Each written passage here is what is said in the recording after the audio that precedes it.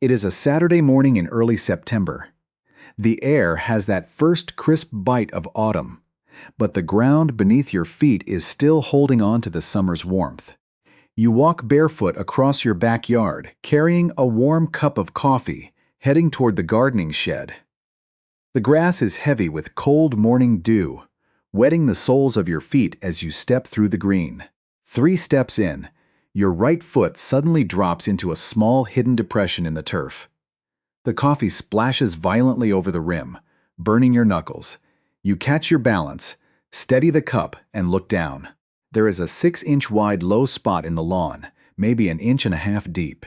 It is a tiny hollow you have walked past 500 times without ever truly noticing.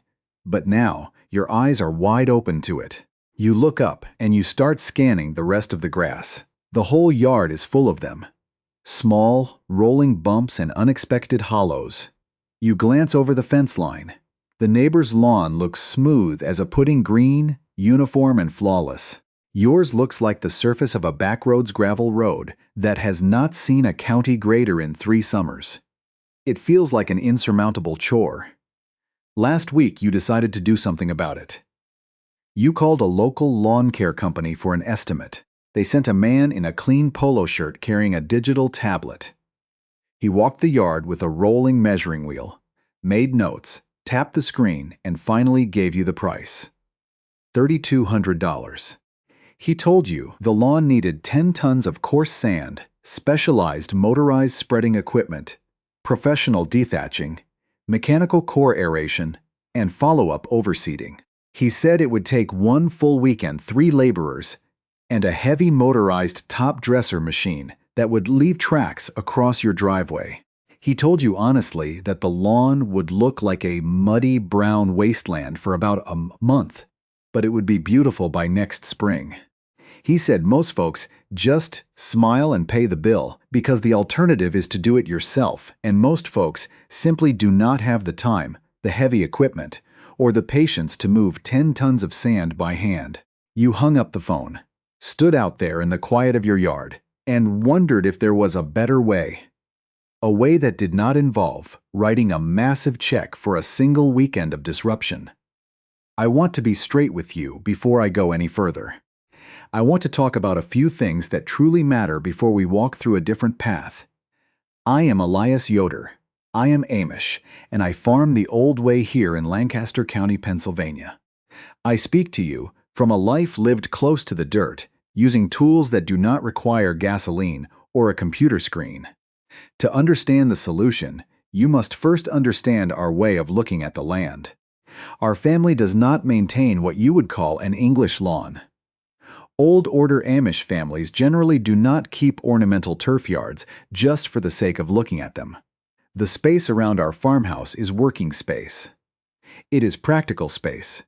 We have the kitchen garden, the apple orchard, the chicken yard, the hay field that comes right up to the back porch, the hard-packed dirt path from the house to the dairy barn, and the clothesline area where my wife, Esther, hangs the heavy washing to dry in the wind. None of this is mowed flat the way a modern suburban yard is mowed. None of it is treated with chemical fertilizers just to force a deep green color. None of it is leveled for visual perfection. That is simply not the Pennsylvania Dutch farm tradition. But stop and think for a moment. How did the old farm folks keep their immediate yard space smooth and walkable before the invention of motorized top dressers and commercial sand trucks? Because they did keep certain areas leveled. The specific yard around the kitchen door, where the heavy laundry baskets were carried, where the family gathered on humid summer evenings, and where neighbors came and went. That yard was kept reasonably level using simple, quiet methods that any patient farmer knew by heart. They did not have thousands of dollars to spend on grass. They used what was already in the barnyard and the creek bed. The methods I am about to share with you come directly from that older farm tradition, passed down through generations of men who knew how to work with the soil rather than trying to conquer it in a single weekend. Now, let me manage your expectations honestly, because truth is the foundation of respect. The modern commercial method, The 10-ton sand truck, the rented machinery, the heavy weekend investment. That approach does work. I saw it myself when a family down the road hired it out. It works quickly. The lawn really does look like a carpet within 2 months, but it requires a level of spare capital and aggressive physical disruption that many homeowners either cannot afford or do not want to inflict on their land.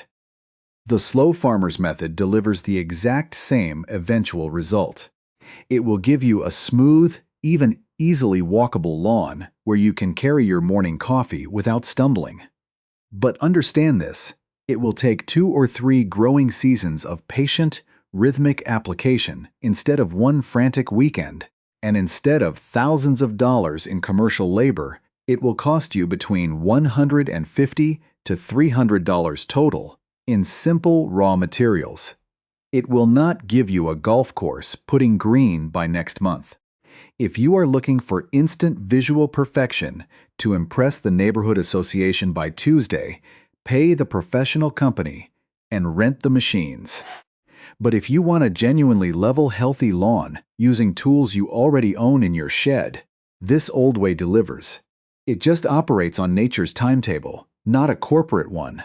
Why do we feel the urge to fix nature in a single weekend? Soil isn't a concrete floor. It's a living, breathing community of roots, fungi, and microbes. When you dump tons of heavy sand all at once, you suffocate it. Modern agronomy departments, like our own state agricultural extensions, will tell you exactly what the old folks knew by touch.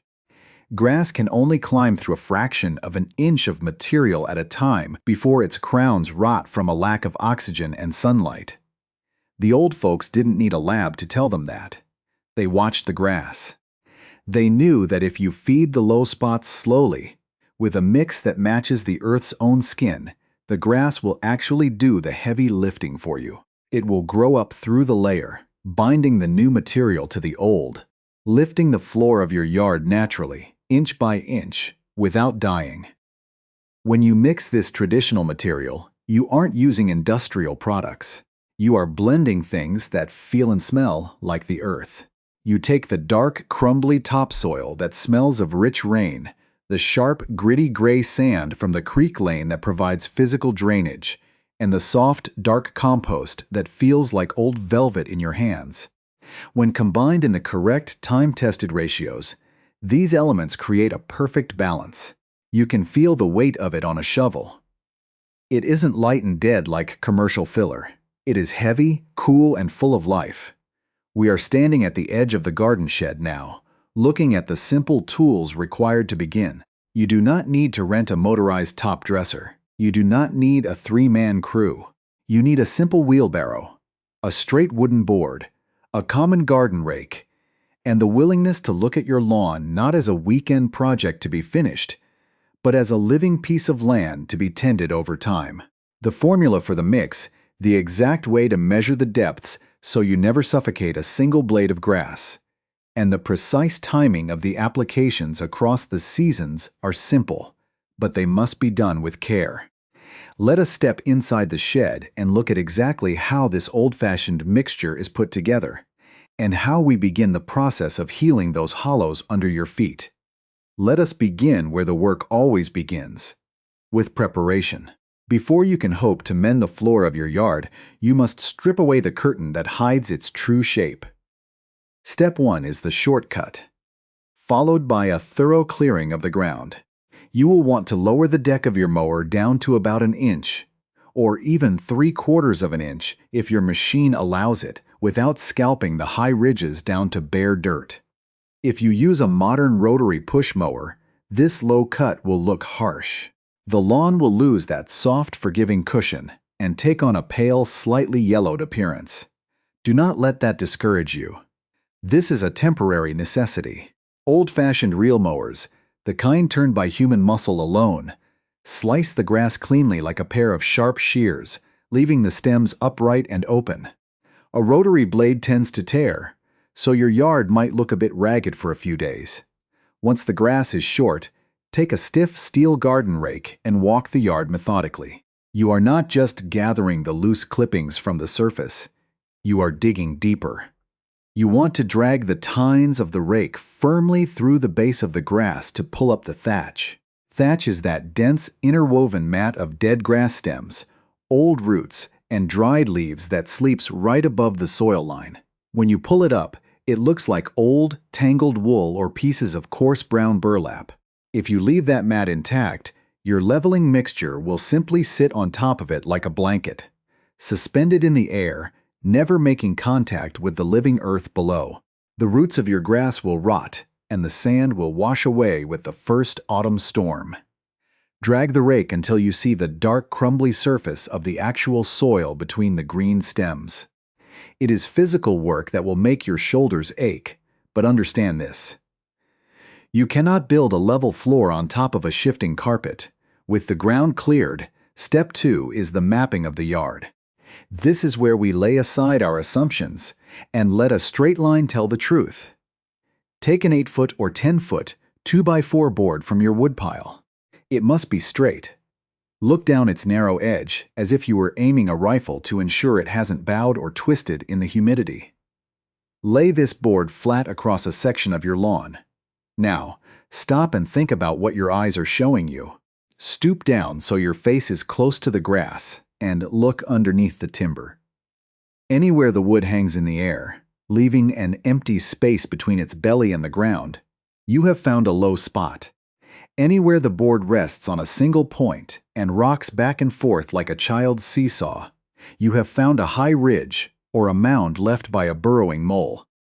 Take a handful of small wooden stakes or even simple twigs broken from the willow tree and push them into the center of every depression you find. Walk the yard in a grid, moving the board 3 feet at a time, marking the earth. When you stand back, your yard will look like it is filled with little wooden markers. This is your map. It tells you exactly where the work is needed, saving you from wasting material on parts of the lawn that are already doing just fine. Now, let us step over to the mixing trough or a clean patch of your driveway for step 3. The threefold blend. This is the heart of the slow farmer's method, and it is where many well-meaning folks make their first critical mistake. They go to the town supply yard and buy fine white clay sand because it looks clean and soft. Do not do this. Fine sand is round and smooth. When it gets wet and settles, the tiny grains pack together so tightly that they form a barrier as hard as mortar. Water cannot get through it, and the roots of your grass will suffocate. You want sharp, coarse builder's sand. It is gritty, speckled with shades of gray, orange, and charcoal, and when you rub it between your palms, it feels like rough sandpaper. This roughness is what keeps the soil open, leaving tiny channels for air and moisture to flow. In your wheelbarrow, you will combine this coarse sand with rich topsoil and well-rotted compost. The ratio is specific but simple to measure by the shovelful. 4 parts sand, 4 parts topsoil, and 2 parts compost. This creates a mixture that is roughly 40% sand, 40% soil, and 20% organic matter. The topsoil should be dark, loamy, and smell like the woods after a heavy spring shower. It shouldn't have large clay lumps that stain your fingers like paint. The compost should be black as coal, soft as sheep's wool, and completely decomposed. If you can still see distinct pieces of wood or straw, it isn't ready. Use a square-nosed shovel or a garden hoe to turn the pile over and over. Watch the colors blend. You will see the gray grit of the sand disappear into the dark brown of the soil and compost until the entire heap looks like a uniform, mottled earth. It should feel cool, heavy, and slightly damp, crumbling easily when you squeeze a handful rather than sticking together in a greasy ball. Step 4 is the application, and here I must give you a solemn warning about the absolute limit of this method. The greatest temptation for a beginner is to look at a 2-inch hollow and fill it to the brim all at once to get the chore over with. If you do that, you have built a grave for your grass. You will smother the crowns, kill the root system, and by next month, you will have nothing but a bare patch of sour mud where the weeds will take hold. The unyielding rule of the soil is this: never apply more than 1/2 inch of leveling mix in a single application. A 1/4 inch is even safer. The living grass must remain your partner in this work. Take a shovelful of your blended mix and cast it gently into the center of one of your marked low spots. Do not dump it in a heap. Throw it with a sweeping low motion across the grass, like a sower casting grain in a field. The mix should settle into the bottom of the hollow, filtering down between the green blades. You want the tips of the grass to stand up through the dark mixture like tiny green needles poking through a heavy woolen blanket. If the grass is completely buried from sight, you have used too much. If that happens, scrape the excess away with your hands or the flat of the shovel and move it to the next depression. This brings us to step 5, the settling and the sweeping. Once the mix is cast into the hollows, take the back side of your garden rake or a wide, stiff-bristled push broom. Hold the handle at a low angle and drag it back and forth over the treated spot with light, rhythmic strokes. Listen to the sound. The stiff bristles will make a sharp shriep sound as they strike the grass. This motion coaxes the sand and soil particles down to the very base of the turf, filling the hidden voids while lifting the buried blades of grass back up into the sunlight. Walk around the spot from different angles, brushing the mix until it disappears beneath the green canopy. The surface of the low spot will now look like a dark floor of soil beneath a thin veil of green grass. Finally, step 6 is the watering, which seals the work.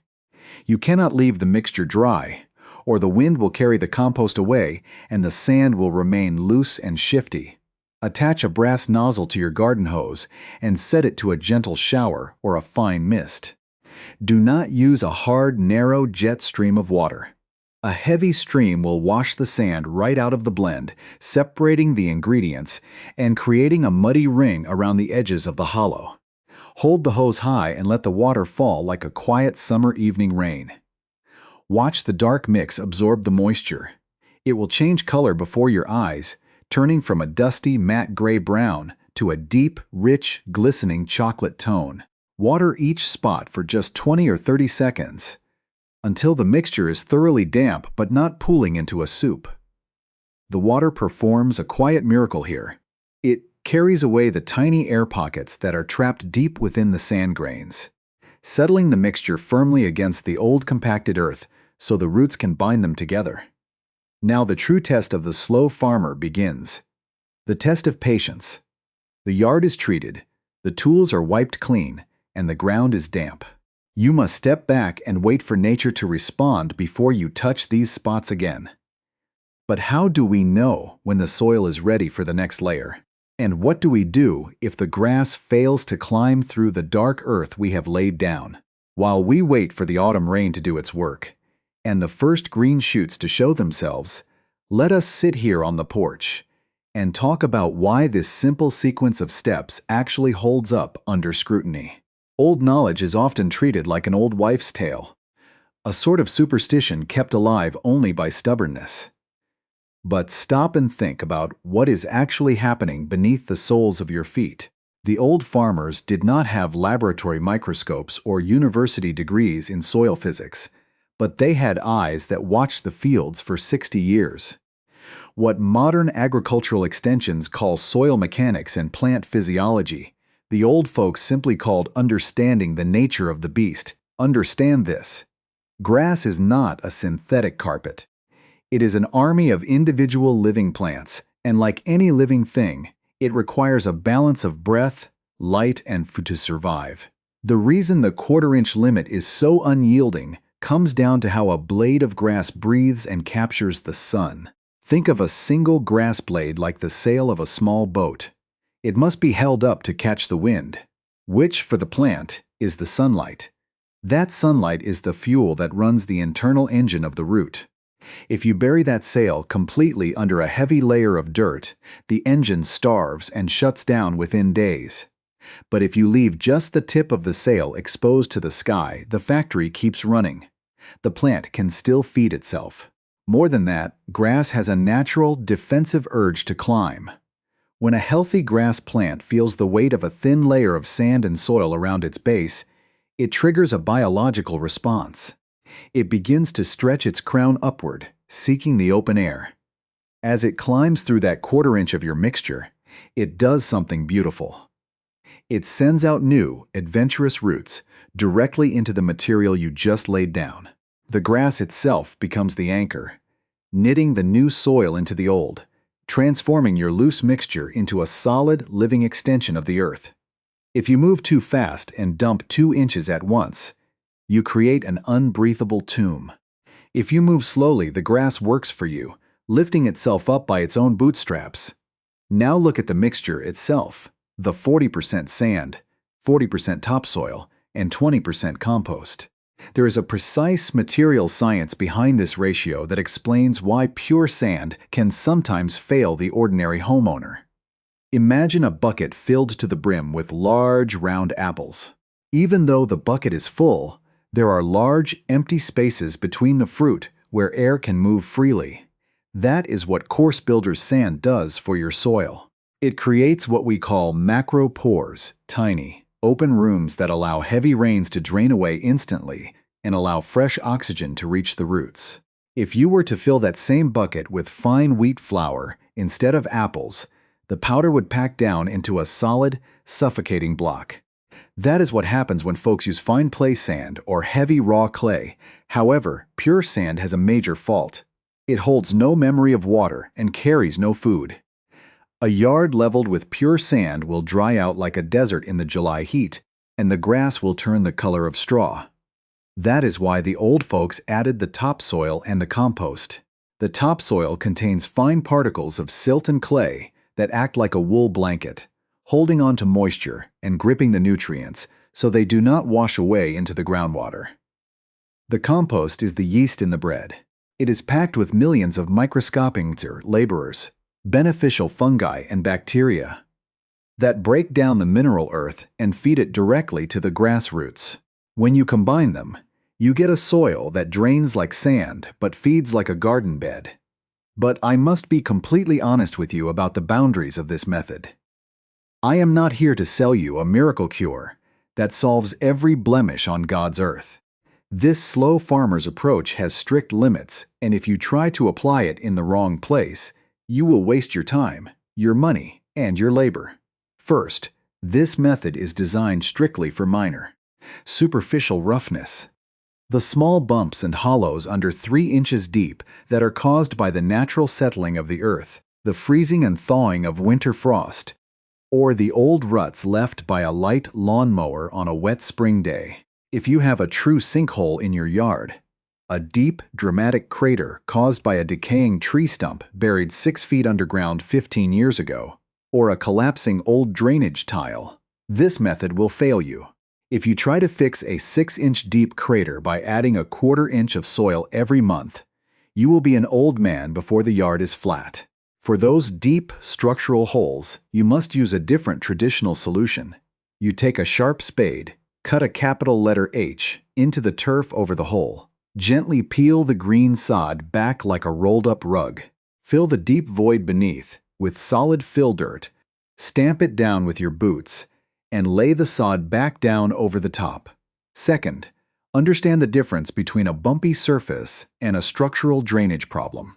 If your yard has a low spot that turns into a standing pond every time it rains for more than 20 minutes, the problem is not a simple hollow. The problem is grade and compaction. The water is telling you that the clay beneath is as hard as a stone jug and has nowhere to go. If you dump your sand and soil mixture into a standing swamp, you will simply create a puddle of gritty mud. This method requires the ground to be reasonably well draining. It fixes the texture of the surface, not the slope of the watershed. If the developer of your neighborhood graded the entire shelf of the land tilting toward your cellar door, leveling the small bumps will not keep your basement dry. Finally, there is the limitation of human scale. If you own a 1/4 acre or a 1/2 acre of yard around your house, this method is a peaceful, satisfying weekend routine. But if you are trying to level a 2-acre pasture or a massive country estate yard all at once with a shovel and a wheelbarrow, the sheer scale of the labor will break your back before you make a dent. The commercial lawn companies exist because some spaces are too vast for a single man with a rake. This old way belongs to the small dooryard, the kitchen green, and the patient hand. So look out across your grass with an honest eye. If your low spots are shallow, if the water drains away naturally within an hour of a storm, and if you have the patience to let the seasons turn without rushing them, then the science is entirely on your side. The soil will accept the blend, and the grass will begin its slow climb. But how do we care for these treated spots over the long months of winter? And what does the final reckoning look like when the third spring arrives? When you look back through the old agricultural books, you begin to see that this quiet way of working isn't a strange invention of our settlement here in Lancaster County. It has a long, deep lineage that stretches far across the ocean. The very practice of top-dressing turfgrass, which is what the man with the digital tablet called his expensive procedure, was actually born out of a simple accident over a century ago on the coast of Scotland. History records that a man named Old Tom Morris, who was the keeper of the greens at the famous St. Andrew's golf course in the late 1800s, accidentally spilled a common wooden wheelbarrow full of sand onto a rough, uneven patch of the turf. Instead of shoveling it completely off and scraping the ground bare to start anew, he simply took a hand broom, brushed the grit down into the base of the roots, and walked away. Within a few weeks, that accidental patch became the strongest, smoothest, most vibrant green on the entire course. But understand this.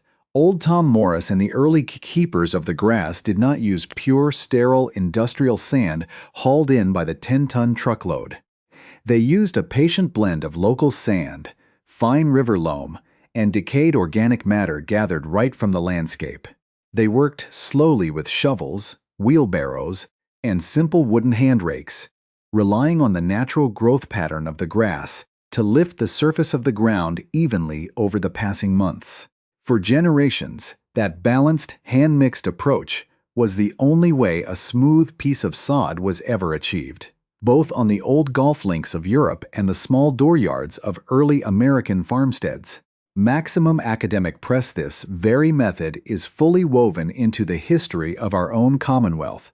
In the early 1930s, right here in Pennsylvania near Valley Forge, an innovator named Tom Mascaro began observing how local grasses responded to traditional materials. He discovered that spent mushroom soil, the dark organic compost left over after the local mushroom houses finished their winter harvests, when mixed thoroughly with sharp sand and field soil, created an exceptional top dressing. It restored the balance of worn-out earth, relieved soil compaction, and filled the low ruts naturally. This wasn't guesswork. It became the foundation of formal turfgrass science in America. If you look into the archives of the Penn State Turfgrass Management Program, which began its formal research under Professor Burton Musser in 1929, you will find clear documentary confirmation of these very principles. Early agricultural bulletins and research logs from the 1930s and 40s consistently demonstrated that light. Frequent applications of a soil and sand organic mix protect the delicate crowns of the grass from extreme winter frost while encouraging beneficial soil flora. Furthermore, United States Department of Agriculture farmers' bulletins from that era explicitly advise small landowners that utilizing the natural soil resources already on their property was vastly superior to making a heavy financial outlay for imported or seal materials. Modern agronomy has merely put complex scientific names to what those early bulletins proved through practical trial. A balanced organic mineral blend stimulates microscopic life in the soil, which naturally fights off grass diseases and breaks down old thatch, while the sharp sand provides the permanent, unshifting skeleton that keeps the terrain level for the long term. Department of Plant Science, Penn State. You show one.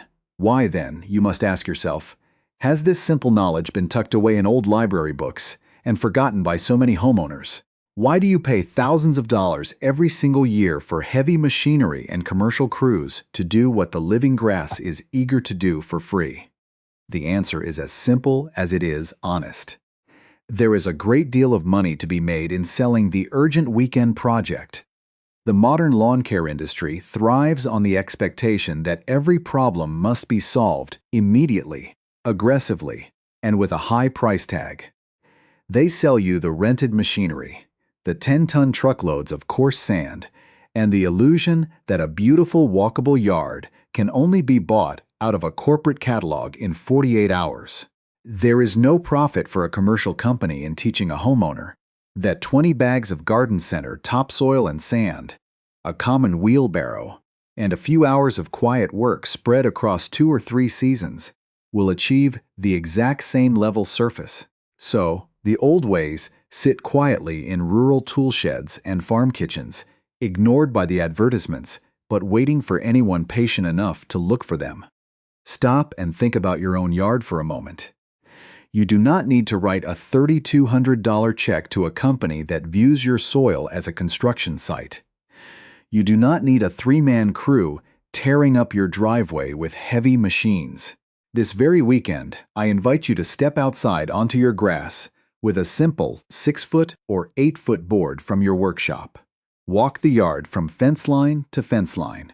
Look underneath the wood, find the hollows that have been tripping your step, and mark them with a simple stick pushed into the ground. Count the spots. Estimate the small amount of material you actually need. Next Saturday, drive down to your local feed store or garden center.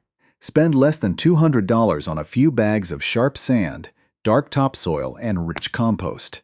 Bring them home, tip them into a wheelbarrow, and mix them together with your own hands until the blend is cool, heavy, and uniform in color. Cast those thin layers patiently into the marked low spots. Brush the mix down with your broom until the green tips poke through like small needles. Water it with a gentle shower from your hose, and then leave it to the sun and the autumn rain. Do it as a quiet ritual at the beginning of autumn and the start of spring. Let the seasons do the heavy lifting for you. There is a deep, solemn satisfaction in watching a piece of land heal under your own stewardship. You are entering into a quiet partnership with the ground beneath your home, using the same measured rhythm that built every smooth, walkable front yard in rural America for over a century before the industrial trucks ever rolled out of their yards. It is a path of simplicity, accessibility, and thrift. You can be the one who chose patience over expense. You can be the one who never paid for professional lawn leveling, because you remembered that the earth knows how to lift itself toward the light, if you only give it a little time.